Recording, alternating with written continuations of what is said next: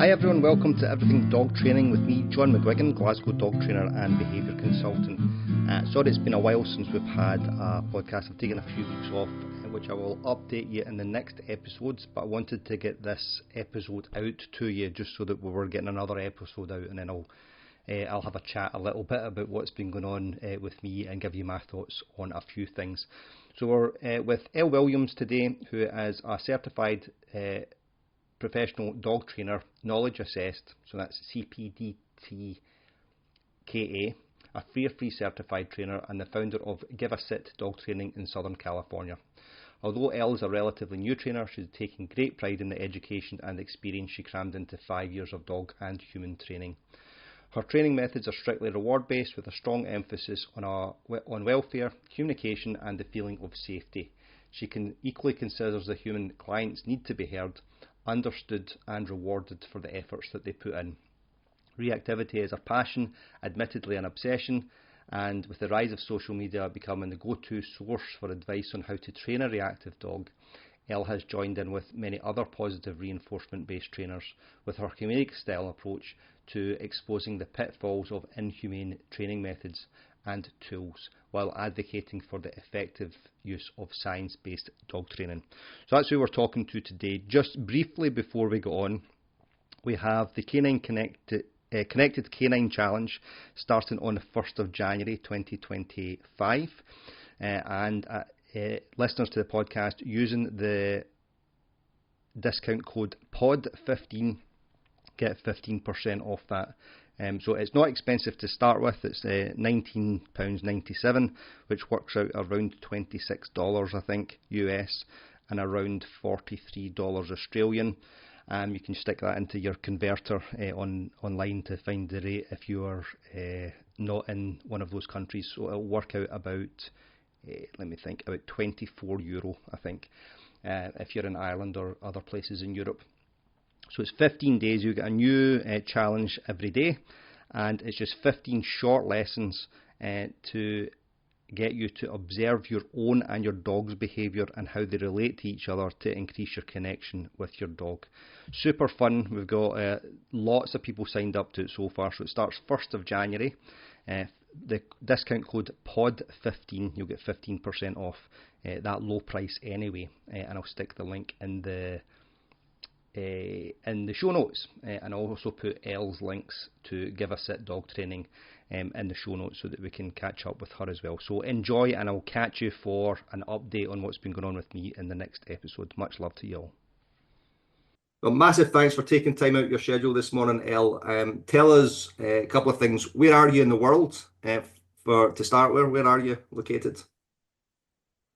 I am in Southern California in the United States. Okay, more specifically, where in Southern California?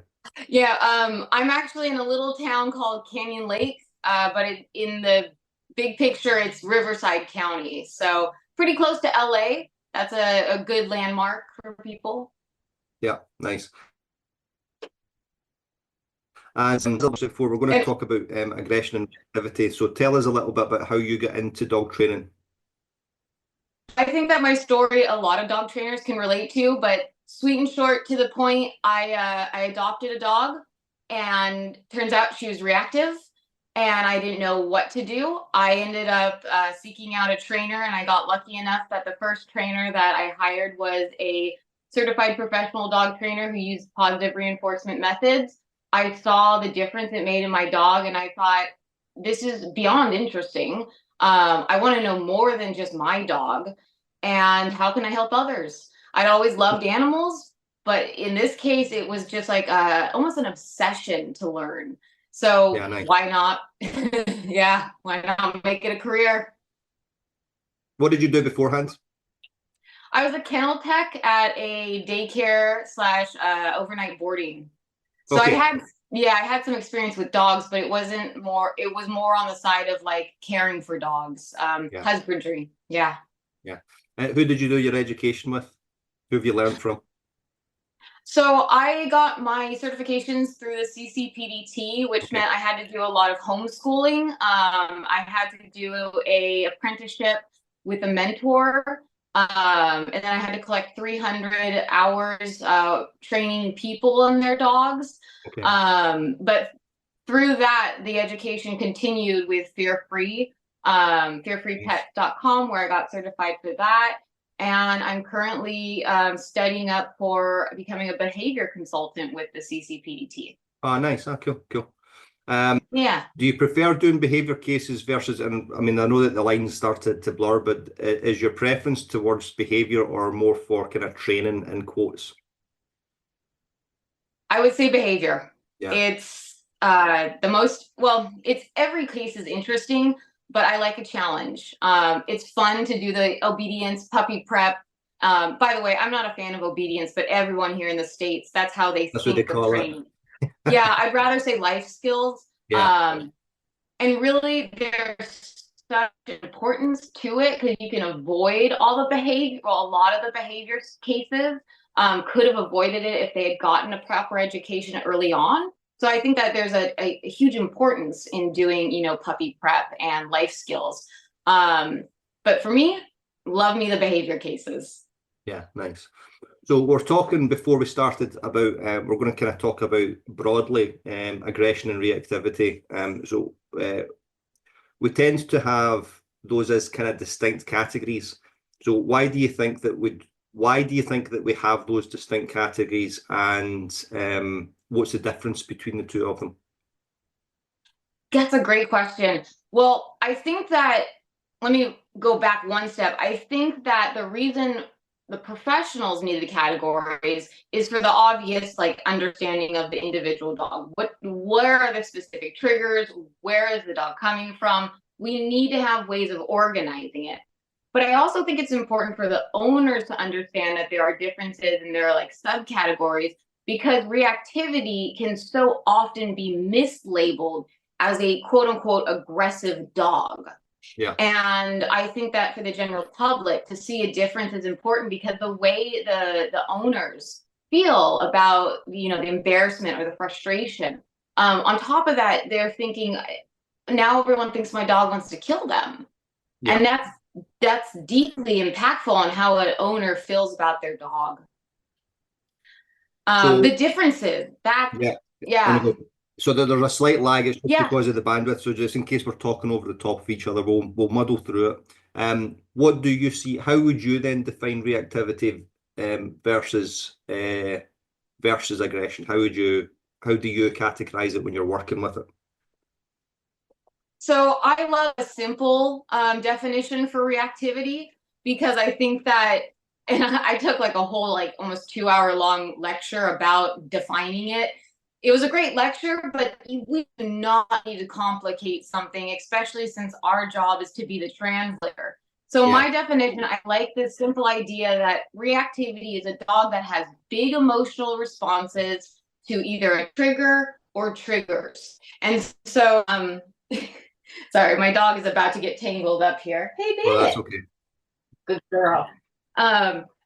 So I think it's important to keep it simple for owners, because they don't need to know, you know, they don't need to know all the technical terms for things. So compared to aggression, I think the major difference is that aggression is a response in a particular moment. So a reactive dog tends to have some things that come before and after reactivity. They could either be trigger seeking, they could be trigger stacking, they can have the reaction, and then they could be going towards their recovery. So there's a lot of before and after, while aggression, at least from my point of view, is a response to that moment.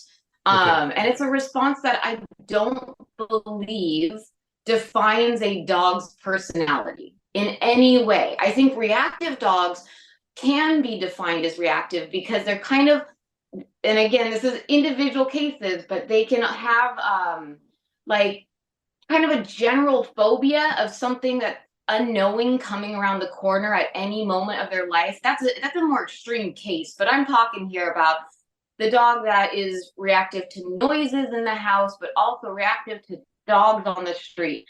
So I think that reactivity is not a negative word. It can define a dog's kind of general state. They're a little bit on edge, and we're trying to make life easier for them on all levels. while Yeah. aggression is very much just a moment. It's not your dog. So that's how I see the difference in those two. That's interesting because and this is, I said this when I did a podcast recently with somebody, and I introduced this is the purpose of talking to different trainers. We have, as long as I'm ethically aligned with you, which I would appear to be from what I see with your content, which is excellent. Absolutely. As long as we're ethically aligned, how we arrive at some of the methodology might be different, or our definitions are different. So generally, I will say how I would, and it's just in case, the only reason I'm interjecting here in case people are listening to it and thinking that's not how I would define it. It's a definition, and as long as we're understanding when you're talking about reactivity, I now understand what you're talking about. Generally, what I'll say with reactivity is the dog is lunging and barking or showing that bigger emotional response, whereas aggression would tend to be if somebody, it's the same as if somebody is aggressive, they're violent or verging on being violent, you know. So they're kind of it's so a dog that is aggressive has got a significantly higher propensity to bite either another dog or person, whereas a dog that's reactive might not. Now, all the other precursors to that might look the same. The lunging and the barking, they look the same. Yeah. But reactive dogs might bite, but not all reactive dogs bite. Most aggressive dogs will bite, but they might not lunge and bark. That's very true. That was one of the key notes I put down in my little cheat sheet here, is that the dog who has bitten before, it is such an easy way to get what they're seeking. So either if they're seeking for that thing to go away, bite works. And when that bite history is there, I treat that dog differently, not in a negative way. I treat them with like an overly awareness of a dog who's aggressive because they have done something that worked rather brilliantly for them. They bit something and it went away. And when you have something that's such a strong reinforcer, like the removal of a threat from their point of view, the possibility of that coming back is almost inevitable. Yes. If that situation was to happen in a similar way, that dog's going to bite again because it has worked. Yeah, and it worked, as you said. Yeah, and of course the react. Yeah, and it is so in them that is what instinct has told or has created in a dog. From the moment they're born, there's instincts building in them genetically. And through social learning, and it's reflective in a sense that I think people can relate to this, that if someone was to begin to throw a punch at you, you would probably block and throw a punch back. It's not like you were trained to do that. You're reflexive about it because that moment in time was threatening enough that you had to do something drastic. And I think, relating to people is important, but we do need to kind of understand the difference. So before anyone types, "Oh, she's anthropomorphizing," I get it. It's always interesting with people when they say that people aren't dogs and dogs aren't people. Dogs live in a human world, and our dogs live in a human world, and we have selected them to live in a human world. There's so many similarities, but there's a huge differences as well. But it doesn't mean when you're using human examples, I think it helps give your client some empathy and understanding. This is this is a similar situation that you were in. This is what the similar situation your dog's in. The intricacies of that might be different, and some of the thought processes and stuff might be different. But it's a similar scenario that you've just described there. Someone throws a punch at me, I'm likely to push them back. Block, push them back. So a dog gets into another dog gets into a dog's face, they're likely to snap back. Yeah, and you're right. You're so right. It's about creating empathy for the animal, because if people just see it as some rabid beast, I mean, first off, why'd you get a dog? But if you're just viewing it as something that this makes no sense to me, why would my little fluffy here bite me when I put my hand in its bowl? well, I'm sorry, I'm going to relate this to me putting my hand in your pasta. You're going to say, knock it off. You're going to tell Absolutely. me in the best way you can to not touch that. That's yours. And guess what? Fluffy's way of telling you, you probably ignored the first couple signs, and Fluffy went, yeah, I can bite. That's a good idea, because that's going to stop you from taking that life substance away from me, whatever it might be, whatever the reason the bite was for. Yeah, and the anthropomorphizing. So one thing I heard recently, and I do tend to go off little subcategories, but oh God, I That's think I all want right. to share this so bad. Someone mentioned in a book that I'm reading that when we look at people who view dogs as like young children, right? They have the capacity of a 2-year-old to understand words. The damage that's done there is that I don't know too many 2-year-olds who know how to herd a flock of sheep and divide them into black and white. So I Yeah. think we actually dumb down dogs a little bit when we Yeah. put them in this category of 2-year-old children. Yeah.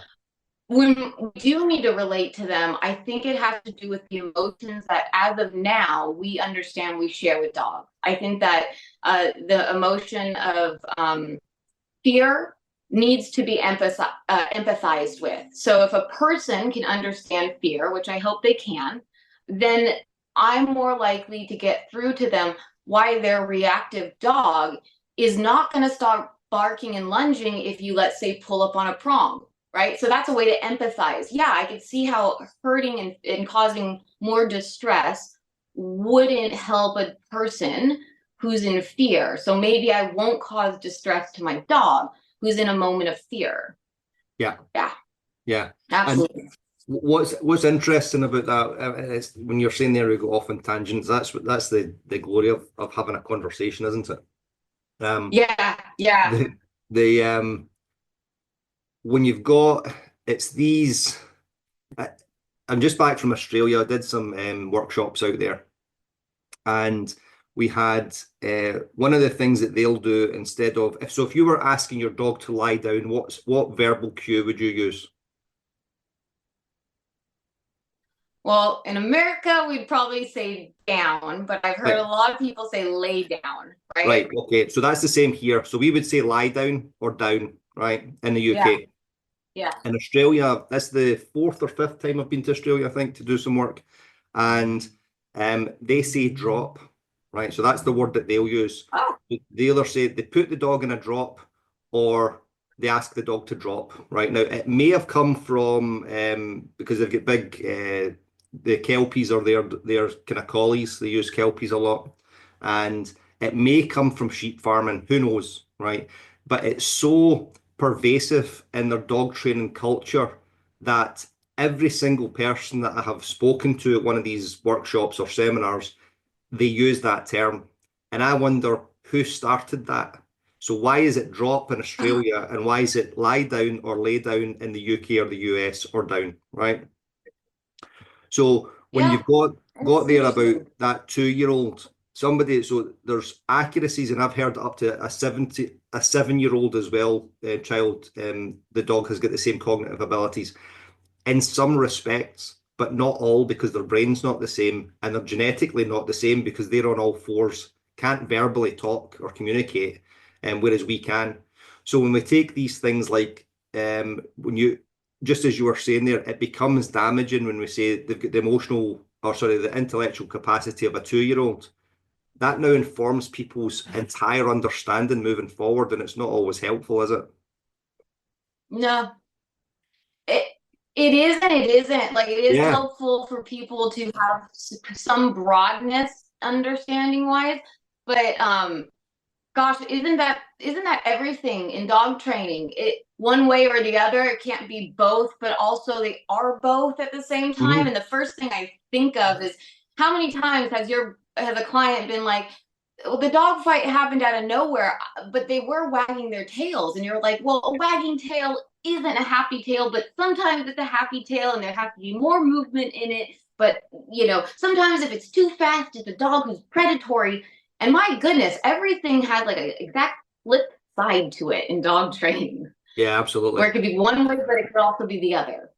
I Yeah. was in I was working with a woman yesterday, and her dog is so he is what we would call reactive rather than aggressive. He's a young collie and he wants to go and say hi to dogs. And um Yeah. she said so we've had two great sessions, but she's yeah, so she's learning how to do it, and she's doing great. She's doing brilliant work with her dog. But she says, I'm not reading the signs. And I says, that's fine because you're learning how to speak a different language, which is your dog's body language. And she said, how did you know that one was okay? And I said, because his tail was up and wagging, but his ears were relaxed. Because she says she's seen him, his tail up and wagging and him lunging and barking. And but his ears were relaxed. And she said, I wasn't looking at his ears. I was only watching his tail. And I says, I know. So the next time you have to go ears, tail, and you have to split your observations. The same as I have to look at, and the just now, I know that I don't know what your picture is like of me, but yours, because of there's some bandwidth problems, it's not a clear visual picture I can see of you, but I can hear you fine. So I'm having to Okay. pick some of your, I can hear the tone of voice and your intonation, but I'm not seeing very much facial expressions. So I'm missing part of the picture, you know. So the same way as if I'm only looking at your facial expressions, I might not hear the words or the tone. And if I'm missing the other part, and it's the Yeah. same as with our dogs, isn't it? What a great analogy. Yeah, And cool. you're trying to become that fixing the bandwidth with your client, right? So over time it becomes clearer and clearer. Gosh, I love those moments. This is a perfect way to go into one of my cases, because there are certain things that I brag about when I get home, because I'm married to a dog trainer. So when I Okay. come home, he understands what I'm bragging about. I don't come home and I go, oh my God, I fixed this. I came home yesterday and I said, babe, watch this. And I played him this footage of this incredibly sad story about a 4-year-old female breeder Frenchie. And all Okay. she knew was being in a cage and having litters, having them taken away for 4 years of her life before she was taken away by, I believe it was the authorities. Okay. And I don't know how a dog with such a propensity to bite ended up in just a normal home. I hate to say it this way, but if a dog is seized and I see a dog who's willing to bite anyone and everyone, Yeah. I feel like whoever sees the dog didn't understand the.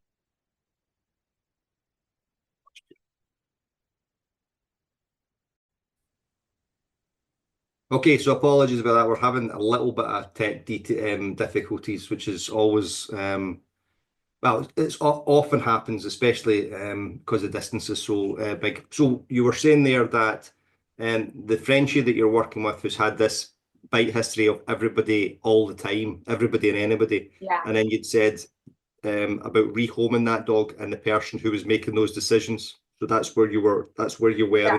in your story. Yeah, so it ended up going into a home. That's not the best fit in general, but we're trying to make it work for Okay. everyone. And the thing that happened yesterday that I had to brag about was that, and this goes back to you talking about the client understand the dog's body language. Yeah. Yesterday, we started doing some scent work. We went outside. The dog is motivated by hot dogs. We did some go find. And I'm recording and I say to her, what's the difference between your dog right here compared to when we first met outside? And she said, well, the dog is calm and not huffing and puffing. Nice. And that little detail, huffing and puffing, I went, yes, yes. Yeah, very cool. It's, it's not a big deal if I know it. That's my job. It's Yeah. a big deal that the client knew, that the human read her dog. Yeah, absolutely. So, It's a big deal it's moment. also a big deal for the dog that the dog's not huffing and puffing. So they've both had a really cool moment. Yeah. I mean, I feel bad because it's a Frenchie, so it's already having issues breathing to begin with. Yeah.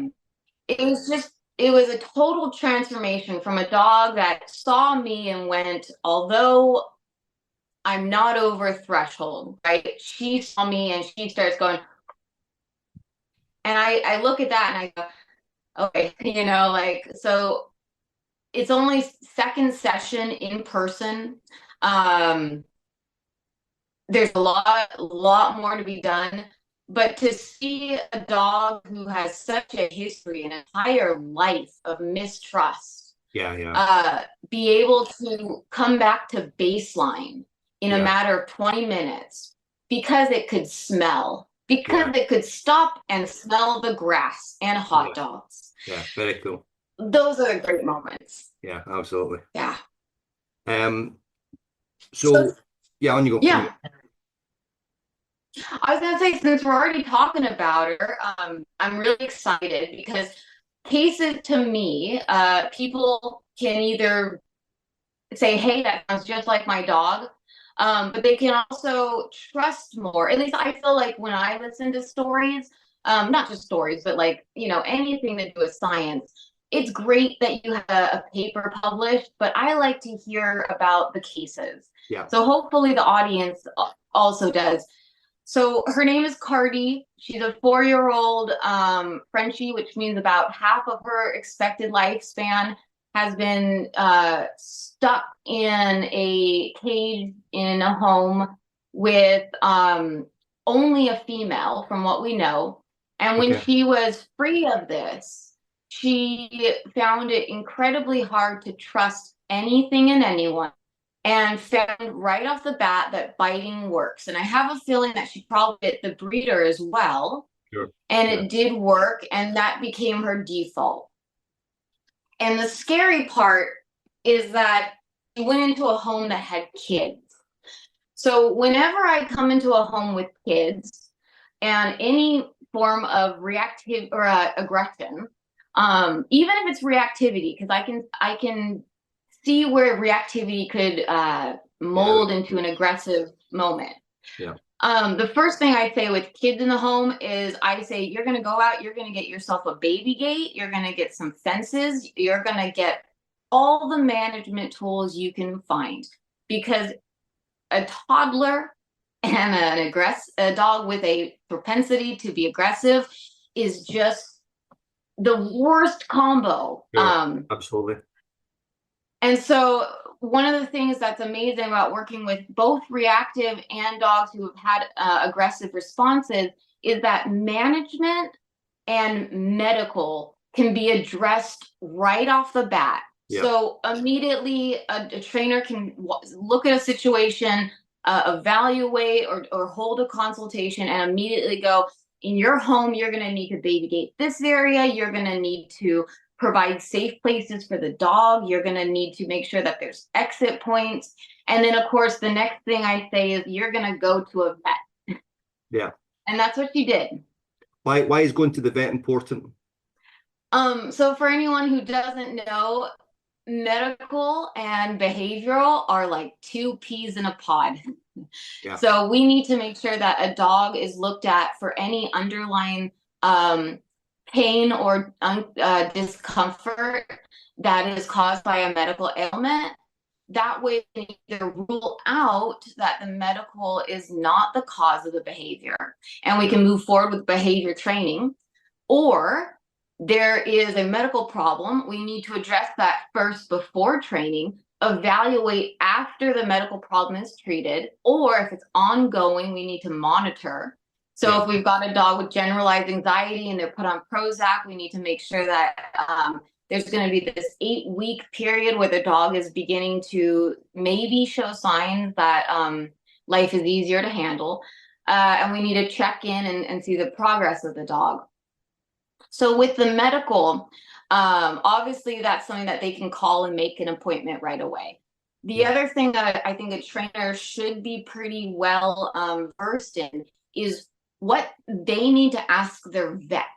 Because if you just expect someone to go to a vet and have a dog who's, let's say, fearful of a vet, you're going to get a vet who doesn't give the most thorough check. Sure. And so what that means is trainers, get ready for the most compressed muzzle training session. Yeah.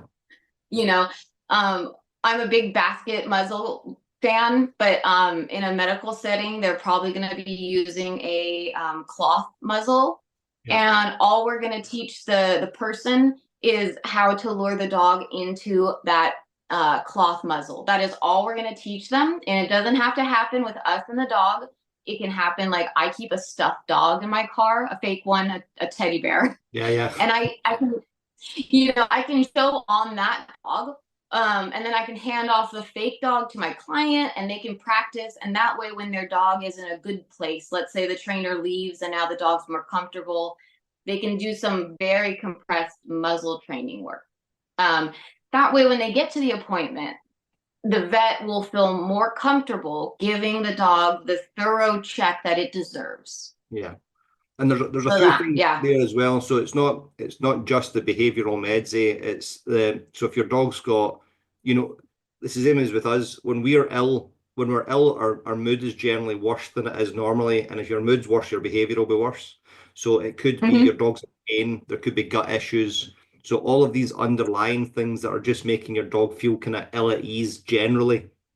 And that's why it's so important. And when you're saying there as well, I found out about you through socials. We can put so much information, and I've got a video on YouTube which is private, which I send to my clients, and it's just a short training game video. So I send it to them so that they can see the work that we've done. Just that's the notes from that work. I've got a guy that I'll probably be seeing in a week's time. So I'll say to him, can you practice this game until I see you? Just follow the steps. So we've got, when you're saying there, you provide the stuffed dog and then you leave so they're getting practice. You're then able to provide them with the notes. You could video it, send that to them. You know, so we've got all these all the modern tools that we've got, which sometimes make our lives difficult because there's so much rubbish on social media. We've got the opportunity to use these things for our clients' benefit. Oh, absolutely. Just having a YouTube channel, it isn't about becoming a YouTube star. For me, it's the way that I send a recap of the work that was put in, the body language, especially the body language. I will spend time editing and voicing over and pausing and saying, look where your dog's stand is right there. Look at that leaning forward. That was your sign to leave before that reaction. So important. And yes, social media, man, it has its pros and cons, because for every time that a video I post helps someone, a video is also watched by someone that comes to me and goes, well, this trainer did this. And at least one. Yeah, I know. But you know what? It's also our responsibility to help guide people who are really, into social media. We can help guide them with other trainers. Do not try to hoard your clients. You share. You say, I like this trainer and that trainer. And by the way, that Belgian Malinois guy, he over there, don't worry about what he looks like. It's all fancy. There's actually another guy who works with the same breed, but look at this difference in body language. You can actually use other trainers to compare, to help educate. And I'm trying to be as gentle as possible. I don't want to pinpoint particular people. Although I do poke fun at sides or methods, there's only one particular person that I will name on a video to make fun of, because he is by far not a dog trainer. He is an entertainer and he is a disgrace. So anyway, off on that tangent. But yeah, the good things that we can provide right off the bat, I wish I knew about them sooner. I think a lot of dog trainers come into the industry going, I'm going to teach you how to heal your way past everything. I know. And then you realize, wow, it's not about that. It's really not about the operant stuff. No, I know. It's so far removed from what I think that we should be, we should be living with our dogs. It's so far removed from that. It is, and it's unfortunate because a lot of my courses I have to put, here's what you're gonna learn. Yeah, And yeah, people go, ooh, wow, we're gonna do a side heel or we're gonna do a center heel. And it's like, I want them to be interested. yeah, But then when it comes down to it, we spend maybe about 10 to 20 minutes. And I'm talking like obedience, life skills. yeah, We're only spending 10 to 20 minutes with the dog. There's a lot the dog is doing beforehand. Like I come in with a bag of goodies and I say, let's set up the enrichment center now. yeah. And while the dog does it, we talk about the last week, how they're doing, where their wins are, where they're struggling. And then I say, okay, it seems like, your dog's a little bit more focused. Let's go into that heel I'd practice teaching you.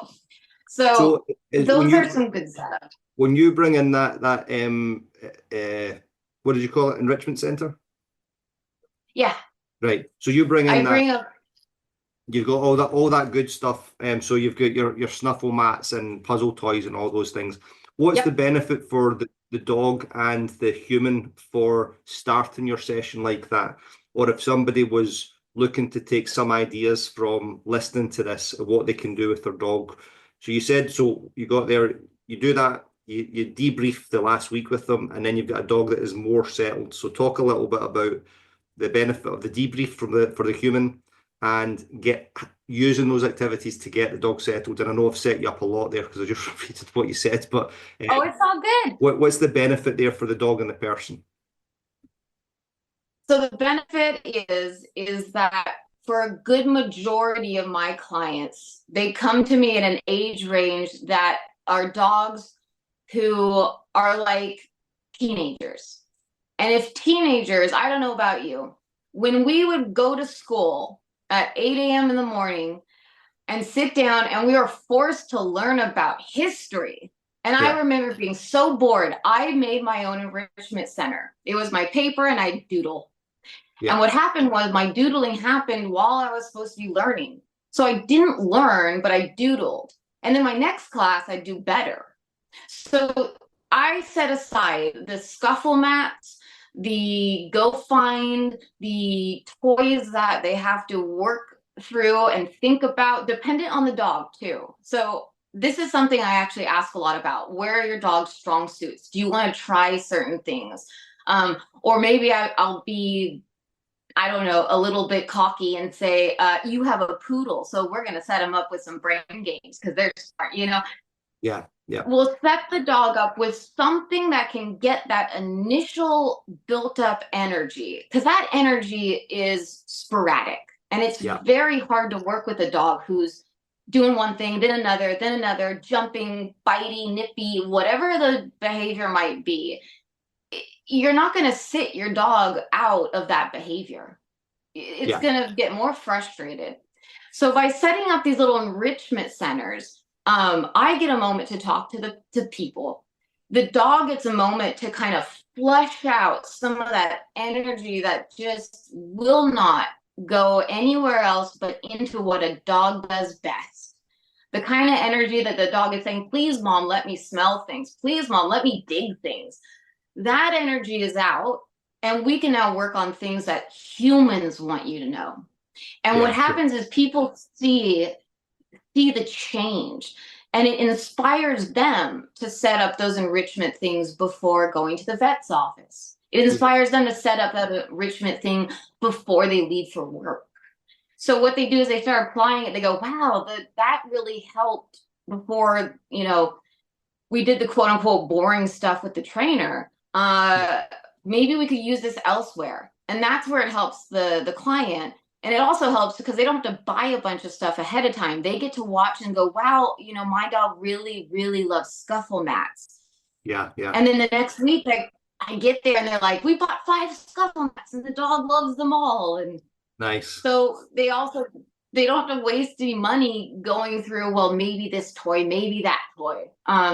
But I also mentioned that a lot of these toys are substitutes for things that you could do in nature. And that inspires people to go out in nature. And what kind of things would they then do in nature which would help with that? So we've got, I spoke to somebody yesterday about this. So we look at our needs. So we've got physical, intellectual, emotional, psychological, spiritual, maybe something else. Those kind of tick in the boxes. And then if we can break that down further, so our physical needs, if we're looking to look after our body, we then have to look at our nutrition, our resistance training, so getting stronger, our mobility, keep our joints moving, and the flexibility. Okay, so that we can break each one down similarly.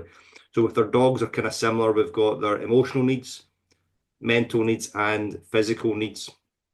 What they're, if you're building, we're using some enrichment activities indoors to help with all of those actually, right? Emotional, Yeah, mental. I think all three. Yeah, and physical. And then how do we take, what activities could we do outdoors which would tick those boxes that you're saying that you set up with that enrichment center?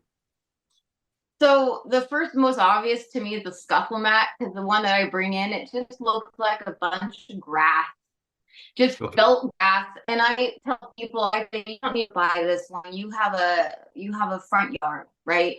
Or if they live in an apartment complex, there's a park. Scatter feed. That's a great alternative to the scuffle mat. The problem is that sometimes that scuffle mat also has other dogs there or people. So if I'm working with a reactive dog, I say, this is your substitute. There are some good toys that you can destroy and then put back together. So there's this one, I think it's called a scuffle ball. It's a big plastic ball with cuts. To me, I say that's your dog tearing apart that driftwood that came up on the shore, and they're having a blast. They're pulling the pieces out and they're ripping it. That's your destruction toy. That's your need to dismember.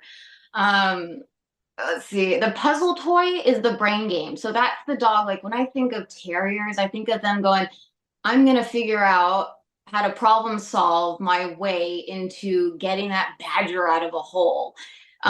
So the problem solving is more the brain. It's not necessarily the act. We're not recreating a badger hole, but we are using the brain in a way where they have to think in different levels, right? So if a puzzle toy means scoot something, drops, scoot it again, that's two different parts that the dog has to work out. But speaking of, I use agility equipment as enrichment as well. I'm not an agility girl. Believe me, I can't even walk upstairs without losing my breath. But when it comes to confidence building, get yourself a tunnel. We've got like the Walmarts, right? We've got like the affordable shops, and their kids section has tunnels or hula hoops, anything to build a dog's confidence with going in and coming out the other side. Love that work. So those enrichment toys, they make up for nature. Like the tunnel would be the terrier tunneling for the badger. Basically, I think toys nowadays are becoming necessary to make up for such a sudden shift in what dogs were bred to do, and then suddenly being in an apartment. Yeah, absolutely. Yeah. So anything there, and then your anything which is getting your dog to move in, round, through, and under. Not only that there's the physical ability of that, they have to work out how to do it. How do I do this? And then second one is, how do I move my body to do this? So they're getting that. Those were ticking two of the boxes there, and then they come in and I'm always cautious. I'm trying to be super careful with the language that I'm using, just for the same reasons we talked about at the start of the hour, when somebody seizes something that you take. So we've got this notion that a tired dog is a happy dog. I don't agree with that entirely. I think it needs more examination. But when so you get your dog jumping through the hula hoop, and you do that as an enrichment exercise, not to exhaust the dog. The dog will now come in having moved their body, worked out how to move their body, worked out how to solve a puzzle, and are now going to be more relaxed. But we're not doing it in order to make the dog exhausted. I lost the last sentence you said there.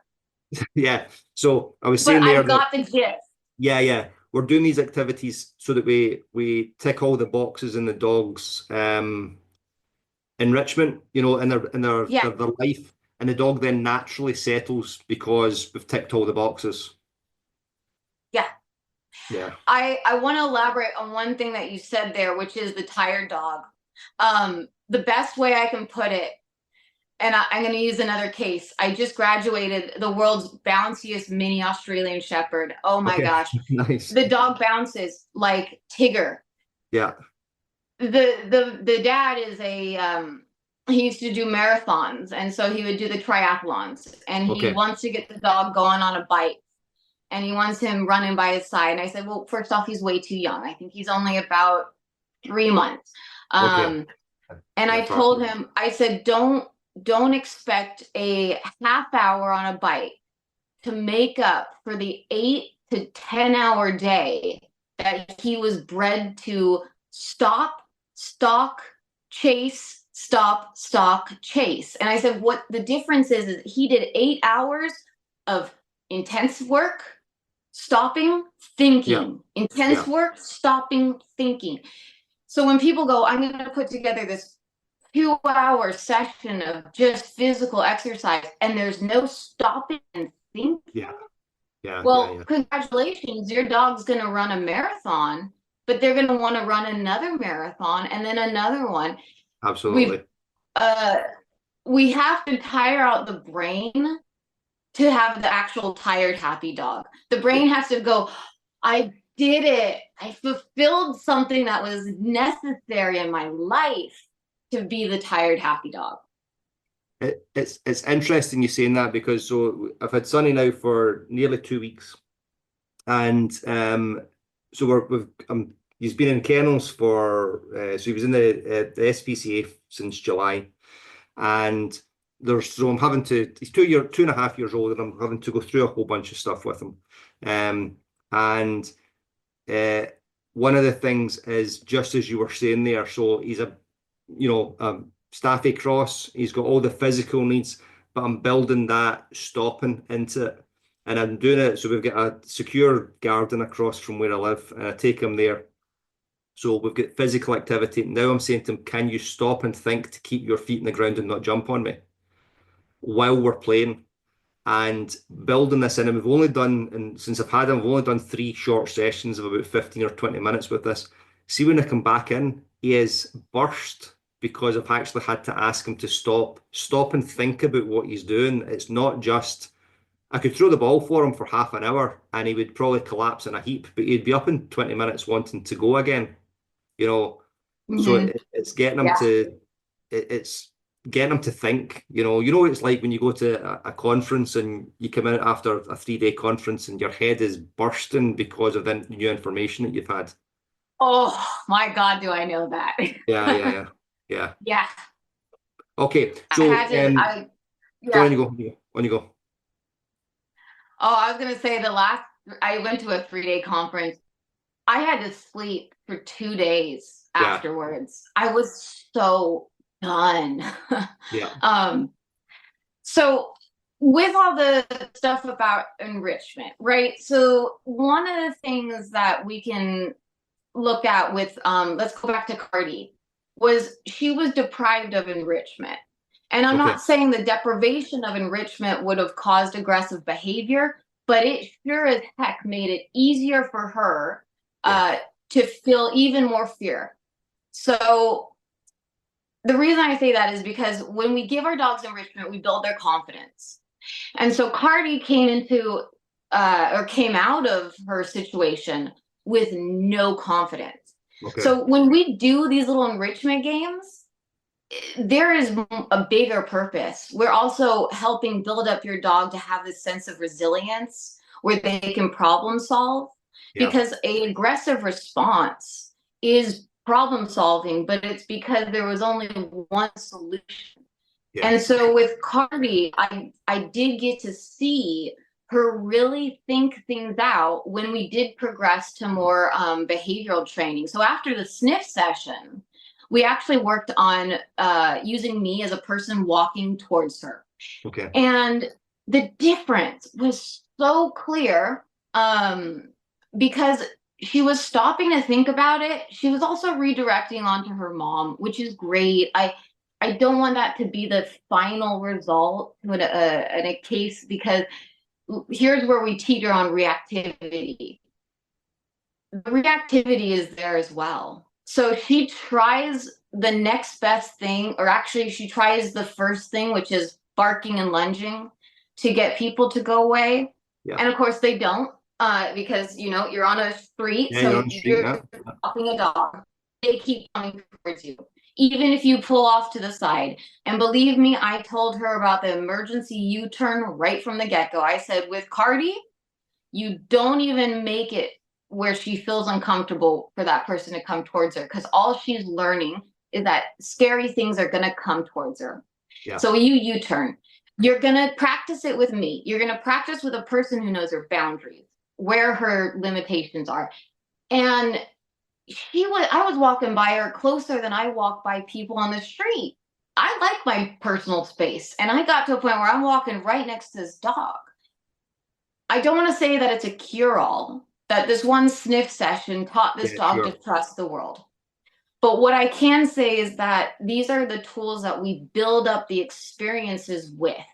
And we build up those experiences with an aggressive dog, with whatever their trigger is, in a way that is not, I want to say fun. I want to get to that point. I want a dog to go, oh my God, that person is a fun thing, right? But that's not an expectation, because we're not in control of the dog's feelings. We're not. We can facilitate the best environment we can, and to whatever limitations we have, but we can't say to a dog, you need to be happy about this. So that's a huge expectation. But it's a goal that I would like to have, because I don't want dogs to be viewed, or I don't want behavior training to be viewed as this, we get the dog feeling neutral. I think you might have talked about this recently. Yeah, I have. Yeah. There's a few discussions I've been having with people about it. It's an interesting term.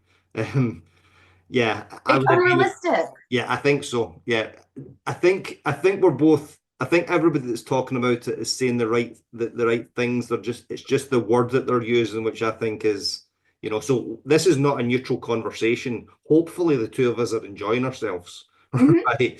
So it's not neutral emotionally, but it's under control and it's thoughtful. Yeah. But what other word do we have to use there?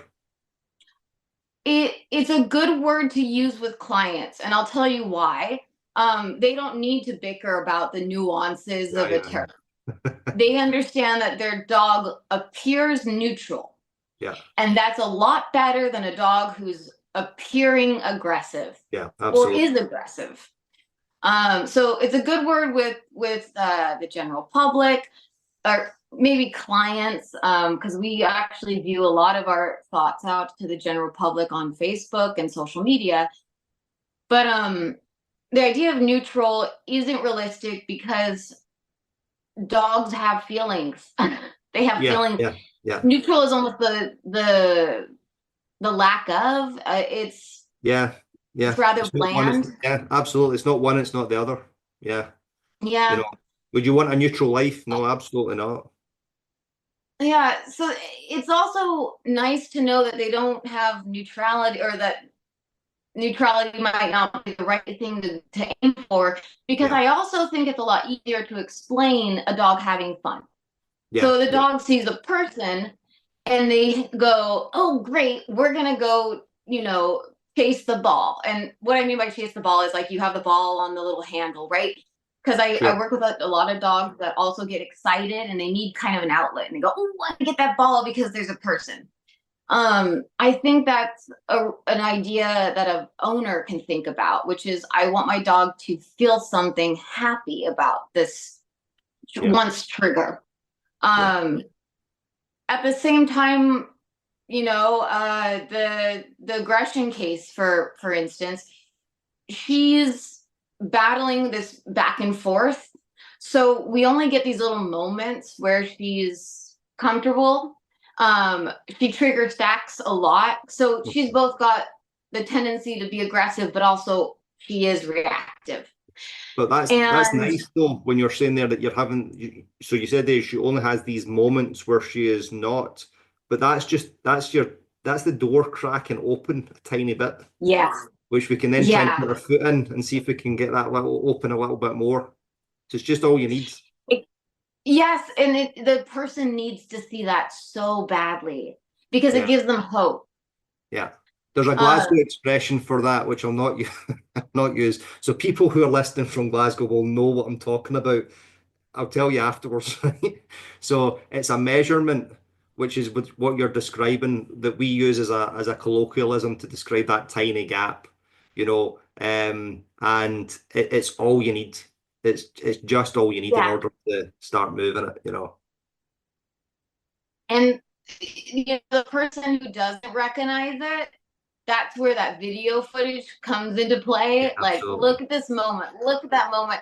It's like having your boyfriend that lives, across the country. Well, look at the photo of him, right? Oh, happy. I feel Yeah, yeah. good. So, um, she does have those little moments between two sessions. Those moments have gotten significantly longer.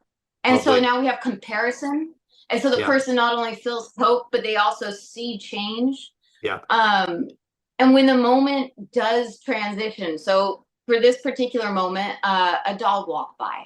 And so the dog's Cardi is also dog reactive. And I'm telling her, you got this new tool in your belt. You've got Go Find. We're out in a parking lot that has some grass. It's basically your front yard. And I said, your new tool is redirection. Because we're, again, beginner level stuff. We're just talking redirection and the beginning of counter conditioning. And I said, in this case, you're not going to make enough space for her to not feel big feelings. But Yeah. what you can do is you can translate some of that feeling back to that fun activity that she was practicing for the last 10 minutes. And we start scatter feeding, and my goodness, I'm not used to seeing scatter feeding work so Oh, well with the nice. dog in such a short time.